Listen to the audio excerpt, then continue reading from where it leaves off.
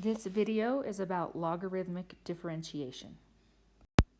Consider this function that we have here, y equals x squared plus 2 quantity cubed, the square root of 2x minus 1, and all divided by the quantity x squared plus 5.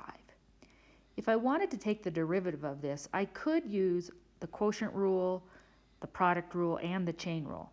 But we can make things a little bit easier if we use logarithmic differentiation. So the first thing I'm going to do is rewrite our function, and instead of using a square root, I'm going to use the 1/2 exponent. The next thing I should do is take the log of both sides of the equation. And it does not matter really which base I use, but as we know, a base of e is usually much easier to work with. So if I do that, and as I do it, expand the right-hand side, I'm going to get 3 times the natural log of x squared plus 2 plus 1/2 the natural log of 2x minus 1 minus, because we have division, the natural log of x squared plus 5. Now, we will differentiate implicitly with respect to x. So over here on the left, we're going to get 1 over y times y prime equals 3 divided by x squared plus 2, and then the derivative of x squared plus 2 is 2x, plus 1 over 2 times 2x minus 1, and then the derivative of 2x minus 1 is 2, and minus 1 over x squared plus 5. So you'll notice that now I don't have those logs anymore. I have this expression here, and I want to solve for y prime. So I can multiply both sides of this equation by y. Y, of course, is this expression up here.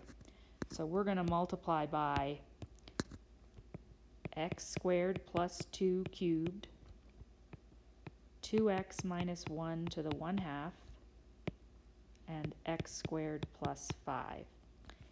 And I'm not going to distribute this through, but I will kind of clean this up. I get the derivative of y is 6x over x squared plus 2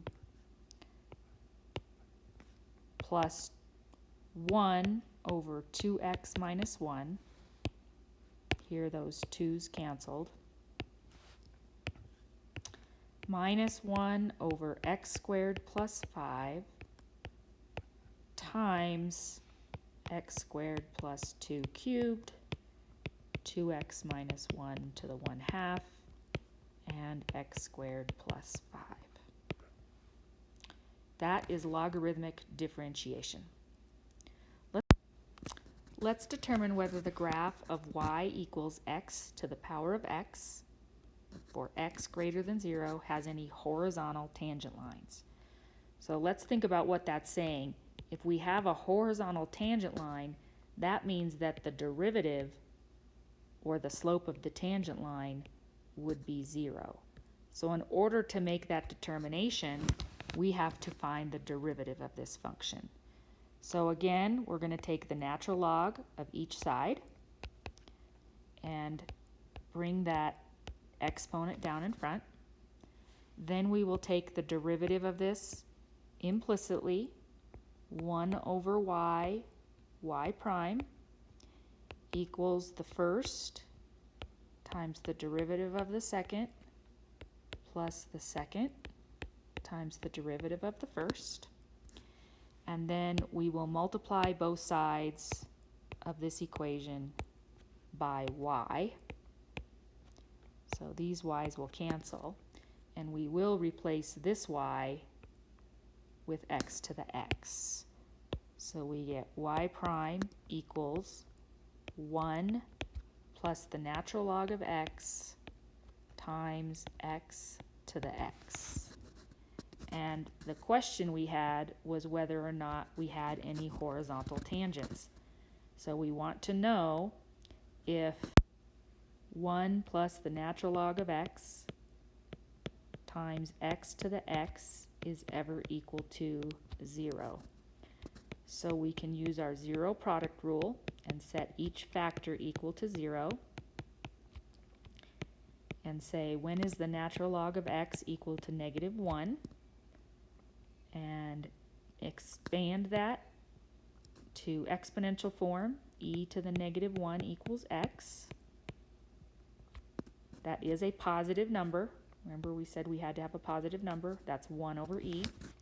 And this one we'll have to write in log form.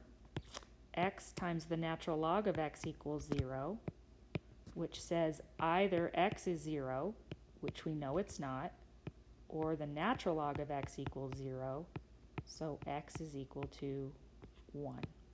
So we get 2 answers there.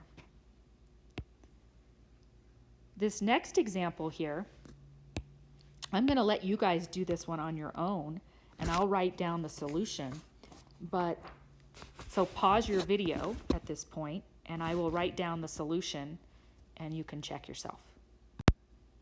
Hopefully you did well here. You should have gotten the quantity of 3x plus 4 divided by x plus 3 times the natural log of x multiplied by x to the 3x plus 4.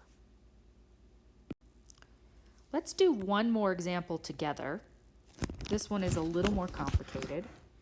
And we'll start again by taking the natural log of each side. So the natural log of y equals 4 times the natural log of 3x squared plus 1 plus 2/3 times the natural log of 2x minus 1 minus the natural log of x squared plus 3. Now we differentiate with respect to x implicitly. So we have 1 over y times y prime equals 4 over 3x squared plus 1 times 6x plus 2/3 times 1 over 2x minus 1 times 2 and 1 over x squared plus 3 times 2x.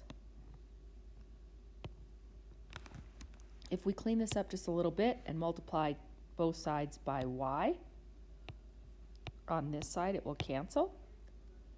On this side we'll multiply by y, but remember y is equal to this, so we'll have 3x squared plus 1 to the 4th times 2x minus 1 to the 2/3 and x squared plus 3. Now we could distribute this through and we could get a common denominator. I'll let you go ahead and do that as an exercise. That concludes this video on logarithmic differentiation.